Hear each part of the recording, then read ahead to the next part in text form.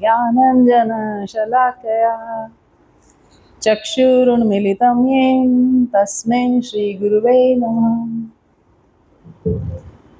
श्रीचैतन्यमनोभीष्टं स्थापितं येन भूतले स्वयं रूप कदा मह्यं ददाति स्वपदान्तिकम्।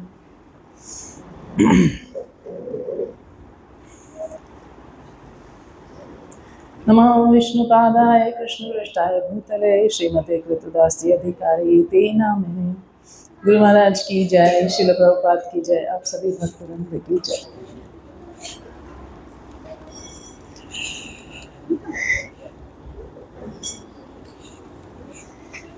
हरे कृष्णा।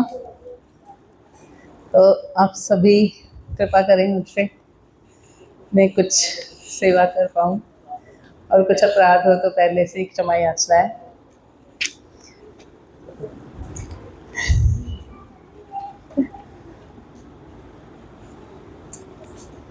तो हम पढ़ने का प्रयास कर रहे हैं प्रेम भक्ति चंद्रिका। हमने इसमें पढ़ा शुरू से, पहले गुरु वंदना, उसके बाद कुछ कुछ और श्लोकास में कि वैष्णव चरण रज जो है वो आभूषण है, आभूषण है ना, गले का हार। तो जो पुस्तक का नाम है उससे भी हमें एक आभूषण का पता चलता है, चंद्रिका। चंद्रिका विशेष रूप से किसका आभूषण है? तो भक्तों में सर्वोच्च है, जिनकी आराधना भगवान स्वयं करते हैं, और उनका सर्वोच्च आभूषण है चंद्रिका। तो इस तरह से ये पुस्तक जो हुई वो आभूषणों का शिरोमणि आभूषण हुई। तो हम प्रयास कर सकते हैं इन्हें पकड़ने का, छूने का, पढ़ने का। मुझे लगता है मेरी समझ से बहुत ऊपर है। तो हम श्लोक का पहले रीड करते हैं 42-47। तो सब इकट्ठे पढ़ेंगे क्योंकि बहुत सुंदर श्लोक हैं, और ये क्योंकि निवेदन है तो भगवान से हम निवेदन करते हैं कि ये हम कर पाएंगे, हो ऐसा आशीर्वाद हमें दीजिए। पिछले श्लोकों में हमने पढ़ा कि हम पतित हैं, हमारा उद्धार कीजिए भगवान, और कैसा उद्धार होगा ये इन श्लोकों के माध्यम से हम प्रयास करेंगे। तो इकट्ठे पढ़ेंगे। तो आन कथा आन व्यथा नहीं नो याई कथा, तोमर चरण स्मृति साजे, अविरत अविरल तो यादुन कल कल, गाइए नो सतेर समाजे। अन्य व्रत अन्य दान नहीं करो वस्तु ज्ञान, अन्य सेवा अन्य देव पूजा। कृष्ण बोली बोली बेड़ा वो आनंद करी, मने आन नाही नो दूजा। जीवन मरने गति राधा कृष्ण प्राणवती, दोहार प्रीति रस सुखे, युगल संगति यारा मोर प्राण गले हारा, एक कथा रहु मोर बुके।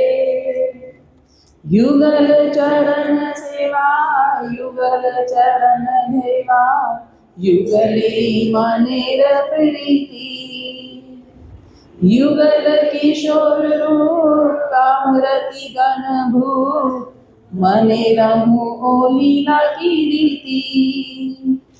दश नेते तृण धरी हा हा किशोर किशोरी, चरणावजे निवेदन कोरी। ब्रज राज कुमार श्याम वृषभानु नंदिनी नाम, श्री राधिका रामा मनोहरी। कनक केतकी राई श्याम मरकत गाई, दरप दरप करु चूड़ा। नटवर शेखरिणी नटिनी शिरोमणि, दुहु गुणे दुहु मन झुरा। श्रीमुख सुंदर वर हेमांगी कांति धर, भावभूषण करु शोभा। नील पीत वसंधर गौरी श्याम मनोहर, अंतर के भावे दुहु लोभा, आभरण मणिमया प्रीति अंगे अभिनया, तोहे दीन नरोत्तम दास। निशि दिशि गुण गाई परम आनंद पाई, मने मोर एहि अभिलाष।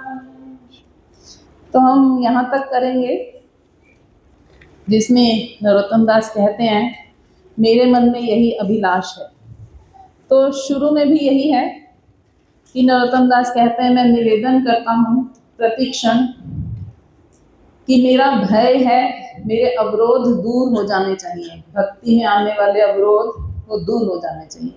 तो क्या अवरोध हैं जो दूर होने चाहिए, जिनसे हमें बचना है? हम भगवान से प्रार्थना करते हैं कृपया हमें उन अवरोधों से बचा के रखें। तो कहा गया आन कथा आन व्यथा। तो आन यानी दूसरी, भगवान के अलावा अगर कोई और कथा हो रही है तो उससे जानी जेनो जाई तथा, नहीं जेनो जाई तथा, मैं वहां जाऊं ही नहीं। तो आन कथा, नॉर्मली प्रजल्पा को आन कथा कहा गया है। हम देखते हैं कहीं कहीं कैसी कैसी कथाएं होती हैं। भागवतम के नाम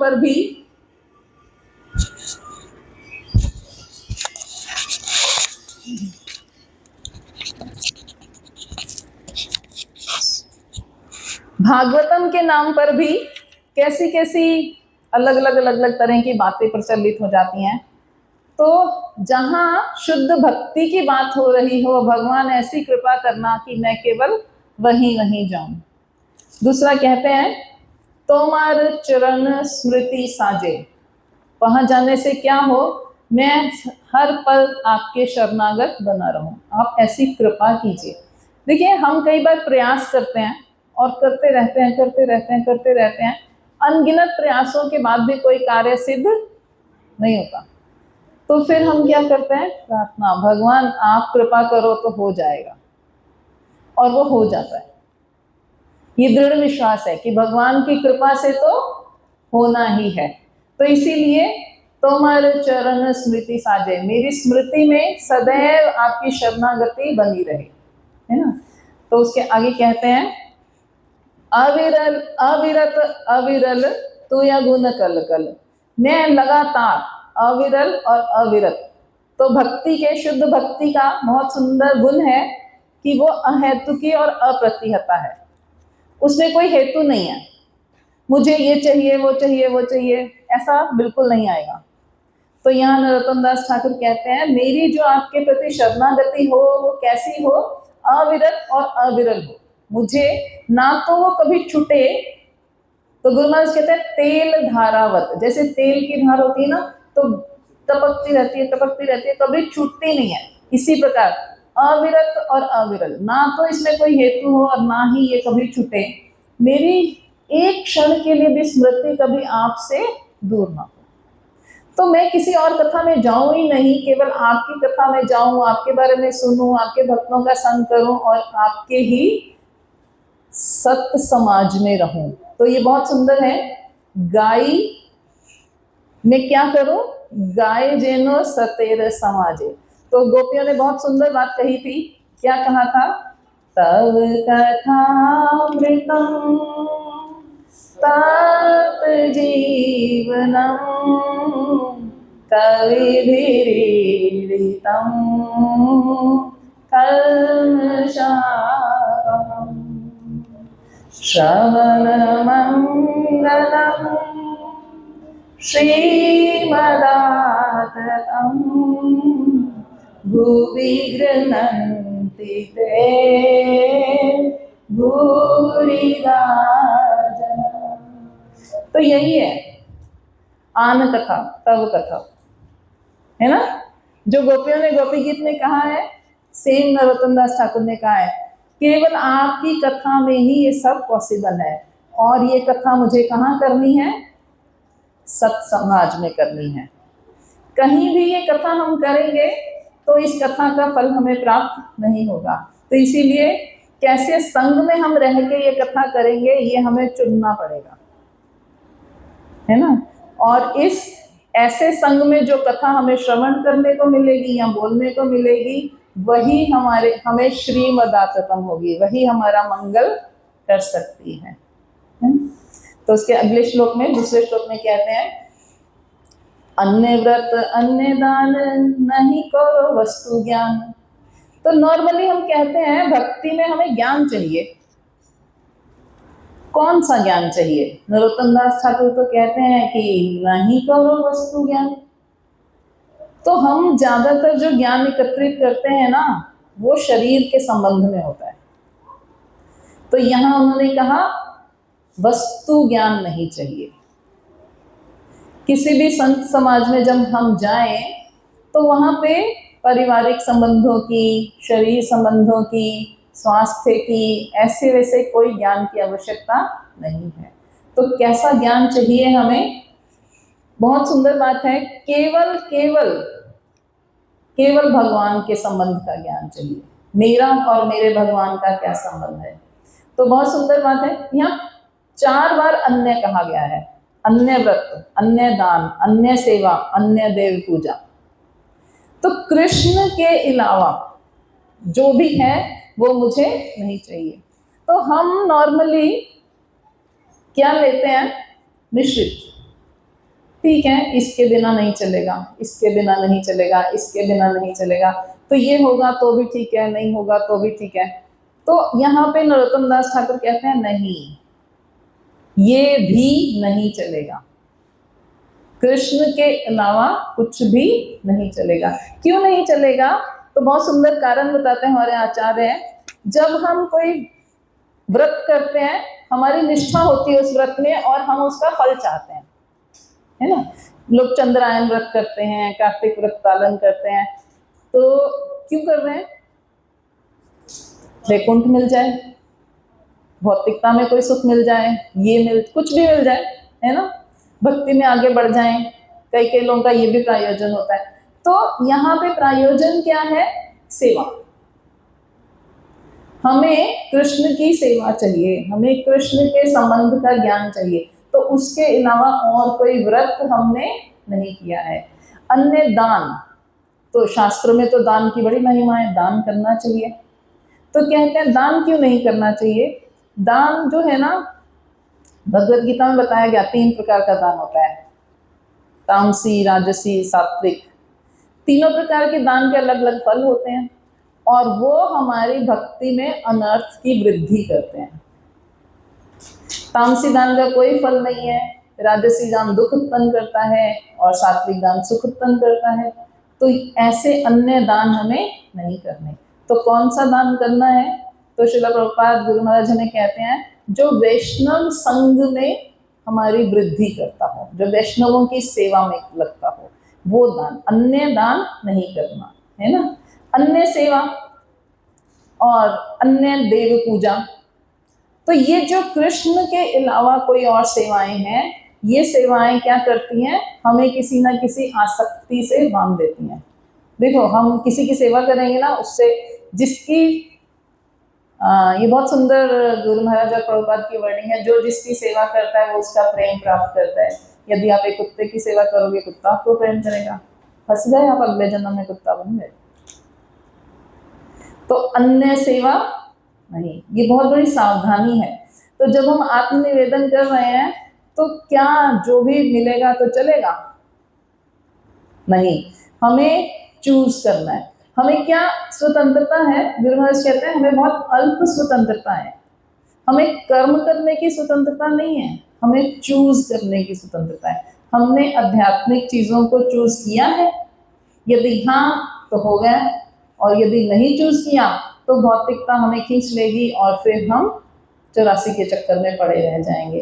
तो इस तरह ये 5 जो अन्य चीजें हैं वो छोड़ दी। छूटते ही क्या हुआ? हाँ हाँ कृष्ण बोली। जैसे ही ये अन्य चीजें छूटी तो कृष्ण के संबंध का जो आनंद है ना, वो हृदय में प्रकट हो जाएगा। अगर कृष्ण बोल के आनंद हो रहा है तो इसका मतलब आप छोड़ पा रहे हो। अगर अभी आनंद नहीं हो रहा है तो ये आपका पर्सनल थर्मामीटर है, आपको कितना बुखार है और कितनी दवाई चाहिए, आप अपने आप को जांचें। तो नरोत्तम दास ठाकुर हमारी सहायता कर रहे हैं कि हा हा कृष्ण बोली बड़ा वो आनंद करी मने आर नहीं ये नो दूजा, कि मन में कोई और दूजा तो नहीं है कृष्ण के अलावा। तो वो प्रार्थना भी करते हैं, भगवान आप कृपा करो कि ये आनंद मेरे हृदय में प्रकट हो और मेरे हृदय में कोई दूसरा ना रहे। तो कौन हो हृदय में, क्या हम क्लियर है? जीवने मरने गति राधा कृष्ण प्राणपति। मेरे प्राणों के स्वामी कौन है? मेरी जीवन हो या मरण हो उसमें मेरी गति कौन है? कृष्ण, राधा कृष्ण। यहाँ हम गड़बड़ करते हैं। कितनी बार हम कहते हैं हमारा संबंध तो कृष्ण से है, हमें तो कृष्ण प्रेम ही चाहिए। तो नरोत्तम दास ठाकुर ने हमें क्या किया है? हाँ, हमें युगल प्रेम चाहिए, कृष्ण प्रेम चाहिए नहीं, राधा कृष्ण का प्रेम चाहिए, दोनों का। युगल संगति सारा मोर प्राण गलेहारा एक कथा रहू मोर बुके। हम कहते हैं ना मैंने ये बुकिंग कर ली, होता है ना, हमने ट्रेन में सीट बुक कर ली, हमने होटल में बुकिंग कर ली, तो बहुत सुंदर बात है, शब्द मैच करते हैं सिर्फ। एक कथा रहू मोर बुके, ये मेरे हृदय को बुक करके रहे। नरोत्तम दास ठाकुर क्या कह रहे हैं? राधा कृष्ण की जो प्रेम रस की कथा है वो मेरे हृदय को बुक करके रहे। मेरे हृदय में कोई बुकिंग खाली नहीं है, किसी और के लिए कोई स्थान खाली नहीं है। तो ये निवेदन है भगवान से कि भगवान आपकी कथा मेरे हृदय में सदा विराजे। वो कथा जो मैं संत समाज में सुन कह पाऊं, वो कथा जिससे मेरे हृदय में आनंद हो, वो कथा जो मेरे प्राणों के आधार है, जीवन मरण की गति है, वो कथा मेरे हृदय में सदैव चलती रहे। तो वो कथा है क्या, उसकी एक झलक हमें दिखा रहे हैं नरोत्तम दास ठाकुर। कहते हैं युगल चरण सेवा युगल चरण धेवा युगल मनेर प्रीति। दो जो राधा कृष्ण है उनके युगल चरणों की सेवा और उनका ध्यान। तो गुरु महाराज ने हमें बहुत सुंदर चरण ध्यान सिखाया था अपने क्लासेस में। गुरु महाराज ने कहा हमें कि भगवान के चरणों में बहुत सारे चिन्ह हैं, बहुत सुंदर सुंदर चिन्ह हैं। तो यदि हम उन चिन्ह को याद कर पाते हैं तो हम उनका ध्यान कर पाते हैं। तो महाराज ने बहुत मेहनत करके हमें अपनी जो पुस्तक है हरिनाम चिंतामणि भाग 2 आनंद की ओर, उसमें भगवान के चरण चिन्ह के बारे में बताया है। जैसे हमारे बहुत सारे और आचार्यों ने भी चरण चिन्ह पे पुस्तकें लिखी हैं। तो ये जो चरण चिन्ह है ये हमें ब्लेसिंग्स देते हैं, क्योंकि जैसे जैसे हम किसी चिन्ह को मनन करते हैं, जैसे मैं एक दो उदाहरण देती हूँ छोटे छोटे। जैसे भगवान के चरण में एक जौ का चिन्ह है, अंगूठे के बिल्कुल नीचे जौ का चिन्ह है।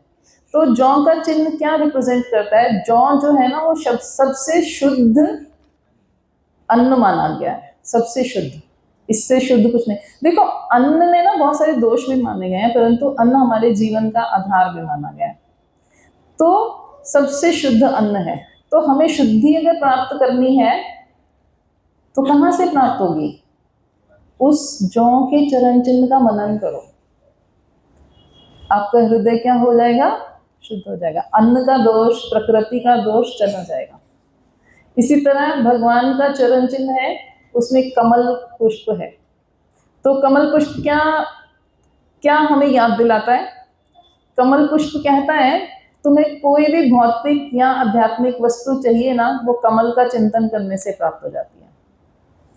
सबसे ज्यादा सुंदर, सबसे ज्यादा आनंदमय, सबसे ज्यादा महक, सबसे ज्यादा प्रसन्नता देने वाला क्या है? कमल पुष्प।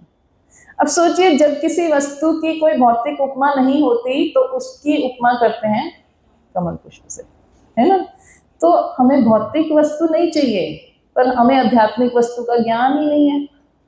कैसी होती हैं आध्यात्मिक वस्तुएं? अगर हमसे कोई कहे भगवान के धाम में ना समय चलता ही नहीं है, ऐसा कैसे हो सकता है? समय ही नहीं चलता भाई, यहाँ तो 12 बजते हैं, 1 बजता है, 2 बजता है, भूख लग जाती है। तो भगवान के धाम में समय ही नहीं चलता, कैसे? नहीं समझ आ रहा। तो इसी प्रकार भगवान के धाम में हमें क्या मिल सकता है, क्या नहीं मिल सकता, वो शायद अभी हम नहीं समझ पा रहे। तो कमल पुष्प हमें आध्यात्मिक वस्तुएं प्रदान कर सकता है, वो उनका एक चिन्ह है।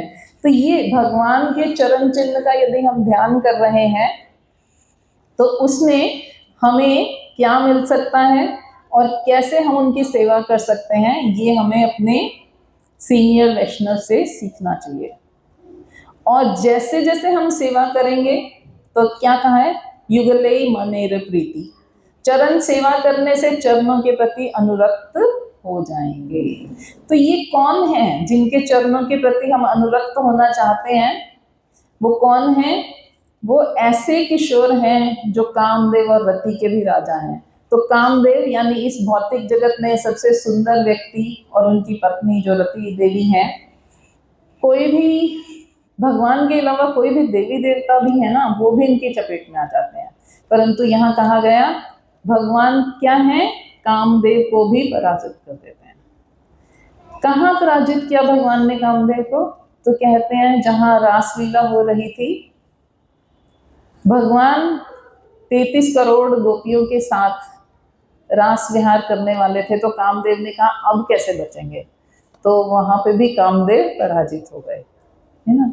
तो हम सोचें, हमसे तो छोटी छोटी चीजों के साथ ही युद्ध नहीं होता, ये कामनाएं इतनी प्रबल हो जाती हैं, फिर उनका ध्यान आता है, फिर हम बिगड़ते जाते हैं। और भगवान को यदि याद किया कि भगवान आप तो कामदेव को पराजित करने वाले हो, तो हमारा निवेदन है हमारी कामनाओं को भी क्या कर दो, अपने साथ जोड़ दो।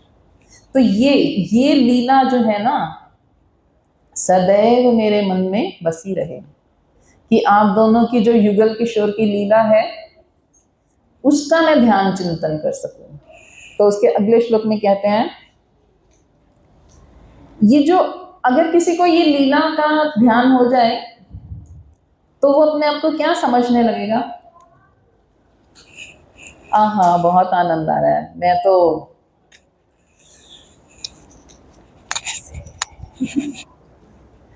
है ना। तो नरोत्तम दास सावधान करते हैं, ठाकुर महाशय सावधान करते हैं कि दांतों में तृण दबाकर इतनी विनम्रता रहेगी तो ये लीला प्रकट होगी, यदि विनम्रता चली गई तो ये लीला प्रकट नहीं होगी। तो हम दांतों में तृण दबाने की लीला सनातन गोस्वामी के माध्यम से देखते हैं। इतने महान आचार्य होने के बाद भी जब वो चैतन्य महाप्रभु से मिलने आए तो दांतों में तृण दबाकर प्रणाम कर रहे हैं कि कहीं मुझसे बोल ना पड़ूं कुछ, मैं इतना दीनहीन हूं कि मुझसे आवाज निकलेगी तो शायद महाप्रभु को अच्छा ना लगे कैसे। तो महाप्रभु ने कहा, सनातन मुझसे ये तृण निकालो और कुछ बोलो, मुझसे तुम्हारी ये दीनता देखी नहीं जा रही, मेरा हृदय फटा जा रहा है।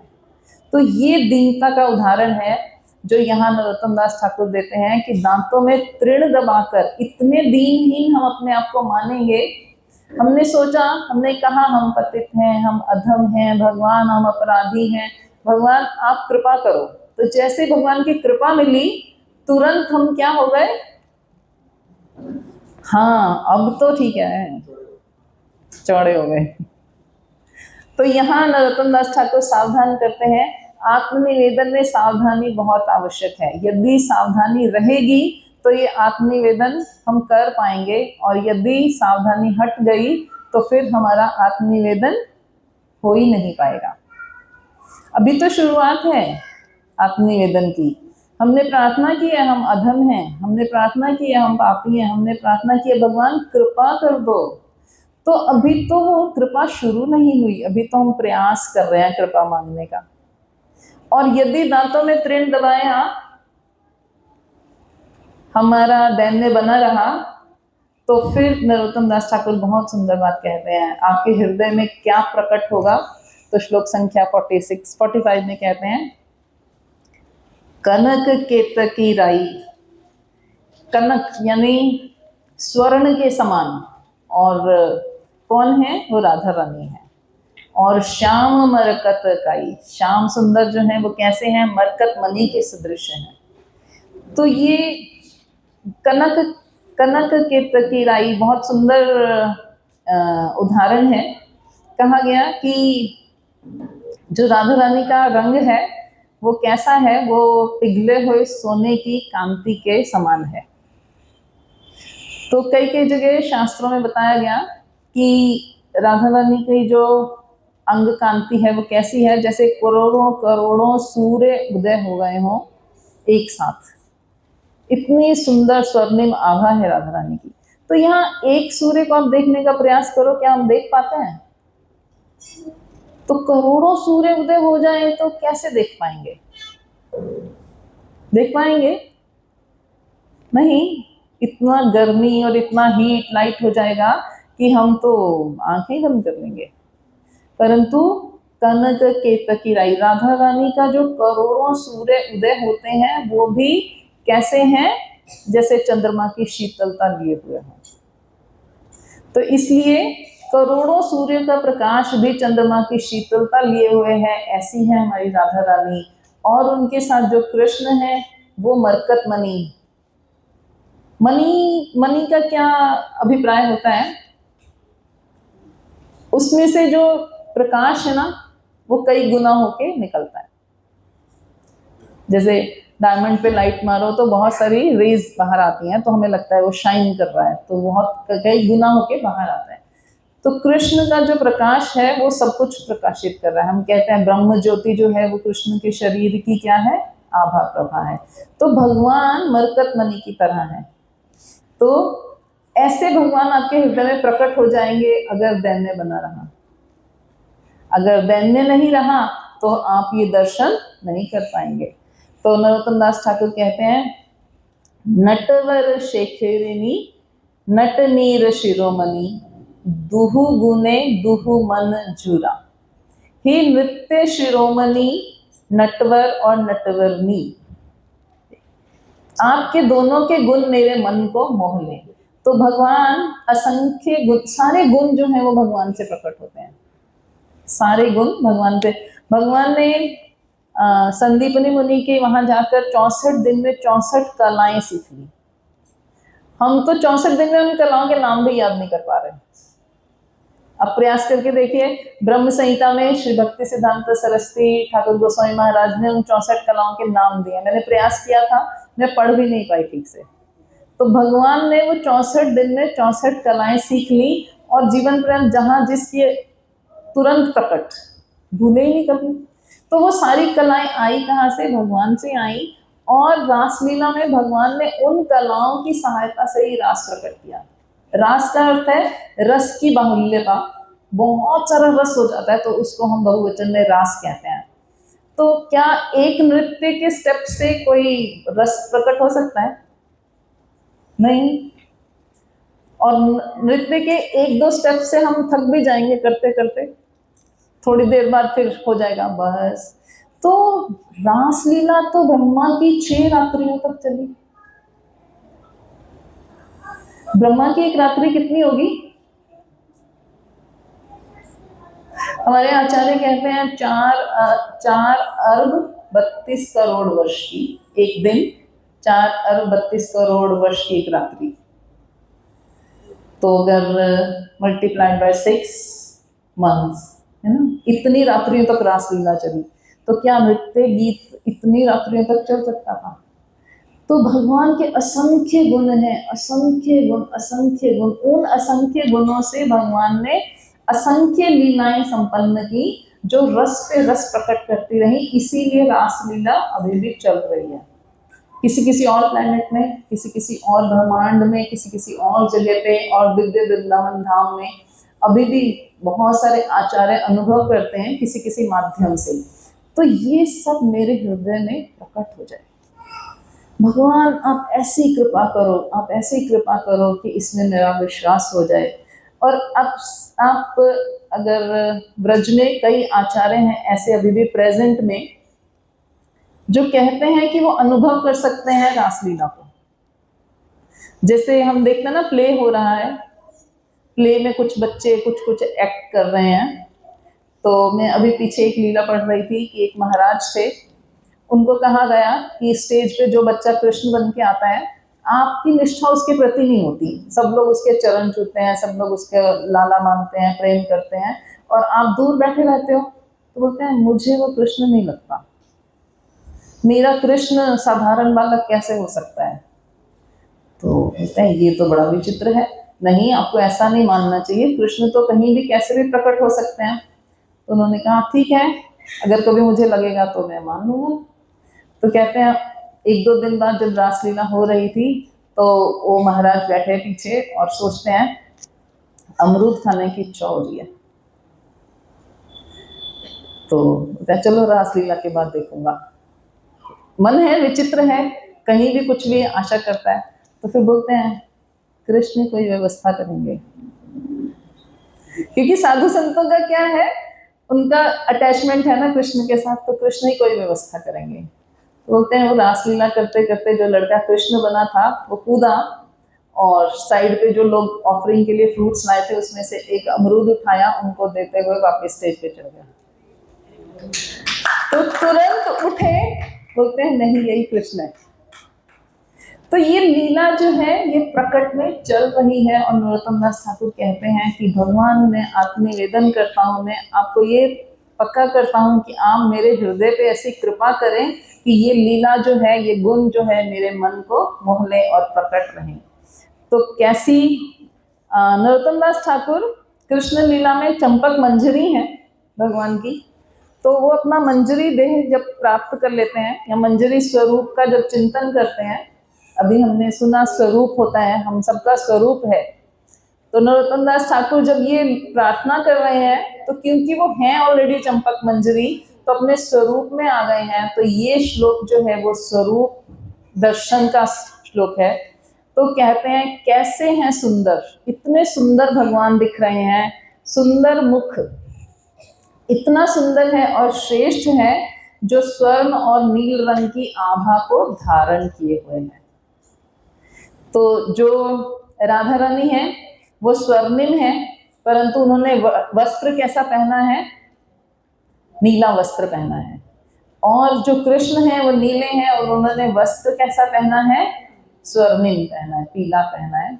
एक्चुअली पीला हम कहते हैं, भगवान का वस्त्र गोल्डन आभा लिए रहता है, जैसा राधा रानी का रंग है ना, पीत वस्त्र कहते हैं, परंतु वो गोल्डन आभा है। भगवान की वस्त्र में सोने का काम हुआ है, तार, सोने का तार लगा है, उससे उसकी आभा आती है। तो दोनों के वस्त्र एक दूसरे का विरोधाभास है। तो क्यों है विरोधाभास, वो बोलते हैं हम अंदर बाहर से एक ही हैं, किसी का कुछ अंदर है और किसी का कुछ बाहर है। यानी राधा रानी का जो अंदर है वो कृष्ण का बाहर है और कृष्ण का जो अंदर है वो राधा रानी का बाहर है। तो इस तरह दोनों एक ही तरह के दिखाई देते हैं, दोनों शोभायमान हो रहे हैं और दोनों इतने मनोहर हैं कि वो अंदर से आकर्षित हैं एक दूसरे की तरफ। जैसे जैसे वो अंदर से एक दूसरे की तरफ आकर्षित होते हैं, उनकी सुंदरता क्या होती जाती है, बढ़ती जाती है, बढ़ती जाती है, बढ़ती जाती है। भगवान को नित्य नवल किशोर कहा गया। भगवान की सुंदरता एक क्षण पहले जैसी है, कुछ क्षण बाद वो वैसी नहीं रहती, बढ़ जाती है। तो राधा रानी की सुंदरता का भी यही है, बढ़ जाती है। तो इस तरह नरोत्तम दास अपनी चंपक मंजरी के भाव में, स्वरूप में ये बात बता रहे हैं कि भगवान का दर्शन इतना सुंदर है, यदि हमारा आत्मनिवेदन हुआ तो वो दर्शन हम प्राप्त कर सकते हैं। और आखिरी श्लोक में कहते हैं भगवान कैसे हैं, अगर हम प्रयास करें तो क्या दिख रहे हैं, आभरण मणिमय प्रति अंगे अभिनय कहे दीन नरोत्तम दास। तो ये बहुत सुंदर है, भगवान जो है ना मणिमय आभूषणों से सुशोभित है। तो ईशोपनिषद में एक बहुत सुंदर श्लोक कहा गया है कि भगवान आपकी आभा इतनी स्ट्रांग है कि हम आपका दर्शन नहीं कर पाते, कृपया आप अपने आप को ढक लीजिए। तो भगवान ये जो वस्त्र पहनते हैं, आभूषण पहनते हैं, क्यों पहनते हैं, हाँ, उनकी जो आभा है वो थोड़ी कम हो जाए और हम उनका दर्शन कर पाए। भगवान वस्त्रों से या आभूषणों से सुंदर नहीं लगते, वस्त्र या आभूषण उनसे सुंदर लगते हैं। तो क्यों पहनते हैं भाई, इसलिए कि मेरे भक्त प्रार्थना कर रहे हैं कि हम उनका दर्शन कर पाए। तो ये मणिमय आभूषण है और भगवान क्या कर रहे हैं, अभिनय कर रहे हैं। तो ये बहुत सुंदर है। नरोत्तम दास ठाकुर कहते हैं कि आप जो अभिनय कर रहे हो वो हमारे लिए बहुत सुंदर है और मैं ये परमानंद प्राप्त करना चाहता हूँ। आप मुझे ऐसा, मेरी अभिलाषा है, आप मुझे ऐसा वरदान दो। मेरी अभिलाषा है कि मैं आपके गुणों का गान करते हुए परमानंद को प्राप्त करूं। तो जो हम प्रार्थना कर रहे हैं उसका मनन करते रहेंगे तो भगवान उसे स्वीकार कर ही लेंगे, क्योंकि भगवान कृपालु, भगवान ये चाहते हैं कि हम ऐसी प्रार्थना करें और वो इसे स्वीकार करें। भगवान तो रेडी है। अपने भगवान को बैठे हुए देखा है? नहीं, भगवान सदैव खड़े रहते हैं। तुम आओ तो सही, मैं तो तैयार हूं। तो इसलिए हम प्रार्थना करें, हम आत्मनिवेदन करें और उसका मनन करते रहें तो भगवान हमारी वो प्रार्थना अवश्य स्वीकार करेंगे। All glories to Guru Maharaj, all glories to Guru Maharaj, all glories to Guru Maharaj. Guru Maharaj की जय, श्री प्रभुपाद की जय। आप सभी भक्त बनिए।